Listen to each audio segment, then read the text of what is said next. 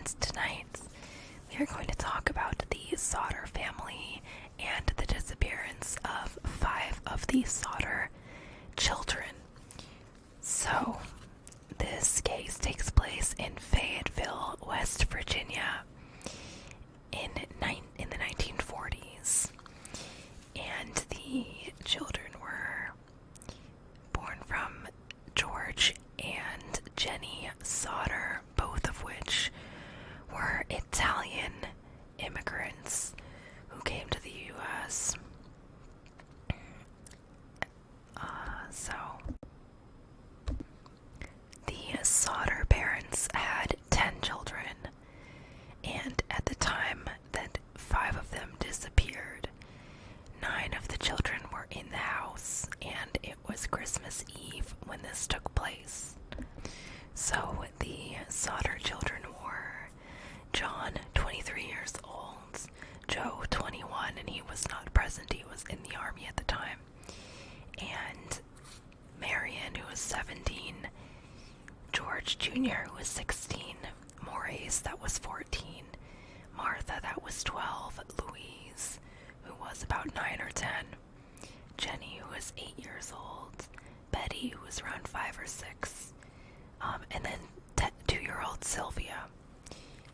So, about the parents, George Sodder was born as Giorgio Sadu, and he was originally from Tula, Sardinia. I'm not sure if I'm saying that right.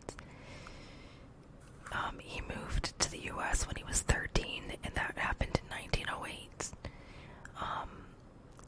He and his brother were gonna, I guess, immigrate together, but his brother ended up staying and going back to Italy after they came to Ellis Island.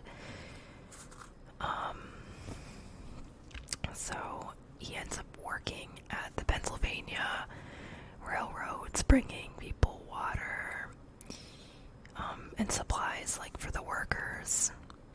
He settled in Smithers, West Virginia, and started his trucking company supporting construction workers, transporting dirt, freight, and coal. So, about Jenny. Jenny was Jenny Cipriani, I think. Later, Sodder, of course. Her family owned a store called The Music Box, and she moved to the U.S. when she was 3 years old. So Jenny and George fall in love, and they have their first kid, John, in 1923. And she has Sylvia last in 1943. So the Sodders eventually moved to Fayetteville, West Virginia, and they kind of become part of this immigrant, like, Italian community in the area. So the Sodder family was described as being one of the most respectable middle-class families around. So some strange events happened prior to this disappearance we're going to talk about. Prior to this fire that takes place, followed by the disappearance of the children. So a few months before the fire, an unfamiliar individual inquires about hauling work with George's company. He also made a comment regarding 2 fuse boxes located at the back of the Sodder home, saying, "This is going to cause a fire someday." So this really struck George as kind of peculiar, as a power company had inspected the wiring recently and found nothing wrong with it. Further unusual things occurred when an unknown individual showed up at the home selling life insurance. Not suspicious at all. The man grew visibly angry with George when he turned down this lucrative offer. He said earnestly to George, "Your goddamn house is going up in smoke, and your children are going to be destroyed. You are going to be paid for the dirty remarks you have been making about Mussolini." It was well known that George openly disliked Mussolini. Heated arguments had arisen in the past on occasion amongst George and others in the community. George thought nothing of this until later on when he was reflecting and was like, yeah, that was kind of sus. Also, one of the Sodder children remembers seeing a man parked on US Highway 21 right before Christmas, that he was sitting there watching the children come home from school. That's not creepy at all. So, Christmas Eve, 1945, the Sodder family slept a lot. 9 of the children present, as Joe was away with the army. Gifts had been opened. Christmas joy, of course. The phone rings at 12:30 after the children are asleep. Jenny picks it up and hears a woman's voice. Someone she does not recognize. The individual asks for someone whose name was unfamiliar to Jenny. And in the background she could hear glasses and loud booming laughter. She told them they had the wrong number and then hung up. As she made her way around the house, she noted all the lights were on downstairs, which was strange. The curtains were open and the front door was unlocked. She proceeds to correct these errors, assuming when she sees her daughter Marion, the 17-year-old, I believe it was her daughter, she sees her sleeping on the couch, she just kind of thinks, oh, Marion forgot to do this, da-da-da. You know, as teens are often known to do. I mean, I certainly did that sometimes on accident. It happens. So, logically, it makes sense that she would think nothing of it. And she returns to bed. At some point, she hears a sharp bang and a rolling sound that disturbs her sleep. Again, she wakes up around 1 o'clock to smoke and fire. But yeah, she had heard a noise where someone had thrown something off the roof as well, so she remembers that when she thinks back later. This is a direct quote. Jenny woke up. She heard a noise. Somebody had thrown something on the roof. She got up and checked that out and went back to bed. She woke up about a half hour later and she smelled smoke. She got up and realized one of the rooms where their office was located was on fire. She screamed for her husband and woke him up, and they both hollered upstairs where 2 of the boys were. So fire occurred at 1 a.m. according to sources. They're both yelling for their children at this point. So 4 of the children and both the parents make it out alive, but they're unable to find the 5 children remaining. George tries to go back into the house. He busts through a window, and this causes him to slice a portion of the skin on his arm. So it's like bleeding and gross. His voice is becoming hoarse from calling out to his children. His injured arm is getting slick with blood. The smoke and fire is becoming thick and potent, and he's unable to see what he's doing as he tries to find his children. He walked to the rooms downstairs, going through the living room, the dining room, kitchen, as well as his and Jenny's rooms. He knew,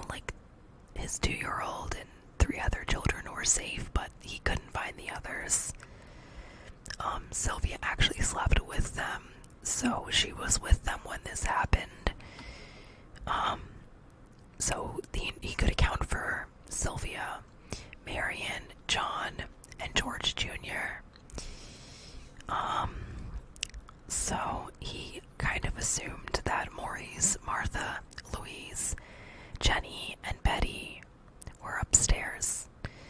But at this point, when he goes back in the house, the stairs are in flames. So he can't go up the stairs. He normally keeps a ladder propped against the house. I don't know why, but he does that. And he figures, I'll go to my ladder and I'll climb up and check that way. And the ladder is not where it's supposed to be. So that doesn't work. He's like, okay, well, let me try something else. And he's like, I got these 2 coal trucks. So he goes to start his trucks, and neither of the trucks will start. So he's like kind of panicking, you know. He even attempted to shovel water from a nearby rain barrel, but found it frozen. So one thing after another deterred them from reaching their 5 remaining children, looking for them. Given the state of the home, the Sodder parents initially assumed the other children died, but no trace remains could be found on Christmas Day. Chief Morris proposed perhaps the fire was so hot the bodies burned to ash. A police inspector rummaged through the rubble and concluded the fire was caused by faulty wiring. Death certificates for the children were compiled quickly, listing the cause of death as fire or suffocation. Still, the family was not satisfied with these explanations. Jenny Sodder tried to reconcile how no trace of the 5 children could be found in the rubble. She went so far as to test this burning animal bones. Every time she did so, a mound of bones remained. When the fire occurred, they'd found fragments of kitchen appliances still recognizable enough to distinguish. She spoke with staff from the crematorium who told her that bones remain even after bodies are burned and endure 2,000 degrees for 2 hours. That the Sodder house itself returned to rubble in 45 minutes. A telephone maintenance worker informed the Sodders that their phone line had not burned, but someone cut it. Had the fire been caused by electrical problems attributed to this faulty wiring, as initially believed, the power should have been dead as well. If the power was dead, the downstairs lights would not have been on. Additionally, a witness is mentioned to have seen a person at the scene of the fire taking materials used for removing car engines. One of the Sodder children, Sylvia, is reported to have found a solid rubber item in the yard. One day, they visited the plot where the home once stood. George Sodder believed the item was a napalm pineapple bomb. I will include a photo of this for you, though most know what this type of bomb looks like because it looks like a pineapple and it's pretty common image. I don't know. I remember it from when I was a kid, so maybe not everyone else, but let me know. Anyways, it is theorized that the thud heard by Jenny could have been attributed to the dropping of this bomb on the roof. So some sightings mentioned of the missing Sodder children, or presumed sightings, alleged. However you want to look at it. A witness reports seeing the missing children in a car which drove by at the time the fire was underway, believing the fire was a cover to kidnap the Sodder children. Though this makes one wonder why only 5 of the 9 were present, why they didn't try to kidnap more of the children, you know. Was it just not feasible to take the 2-year-old from the parents' room? Another witness recalls seeing the children the morning preceding the fire 50 miles away, as she owned and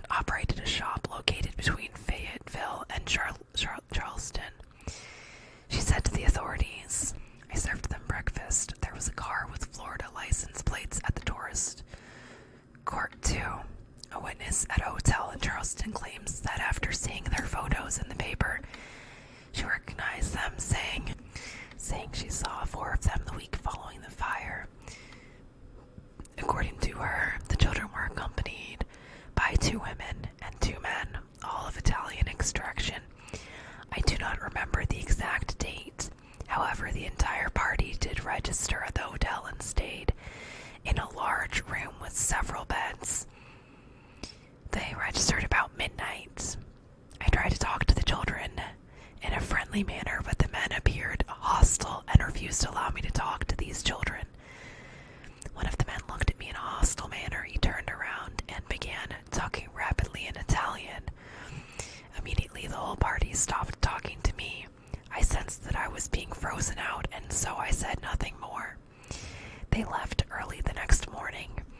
So, 1947, Sodder parents inquired with the FBI in a letter, which was responded to by Hoover himself, in which he said, "Although I would like to be of service, the matter related appears to be of local character and does not come within the investigative jurisdiction of this bureau. FBI agents did offer to assist in the investigation with the consent of Fayetteville Police, but they turned down their offer.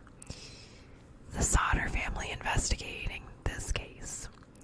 So, Sodders hired the private investigator Tinsley. He learns the insurance salesman also happened to be on the coroner's jury, the one which ruled the fire accidental. Fayetteville minister tells him a story about Fire Chief F.J. Morris, who had stated no remains were discovered. It is alleged that he disclosed to someone that he found a heart in the rubble, that he placed it in a box of dynamite and buried it there. B.I. Tinsley visits the scene of the fire accident. They take the box and hand it over to the funeral director. The heart turned out to be beef liver. There were also rumors that the box and what it contained were not in the fire to begin with, which would make sense. Some thought he placed the liver there so the family would have some kind of remains, which kind of still makes no sense, since, of course, this would be examined and found it to be, not human and not attributed to the fire. It also kind of gave me Snow White vibes, this part, because of the whole pig's heart instead of Snow White. More tips continue to pour in for years. Once George found a photo of children in New York City and was adamant one of the children was Betty. So much so that he traveled to Manhattan to meet her, but the family would not allow him to talk to her. In August 1949, another search at the scene of the fire is prompted by the Sodders. A DC pathologist by the name of Oscar Hunter assists the search.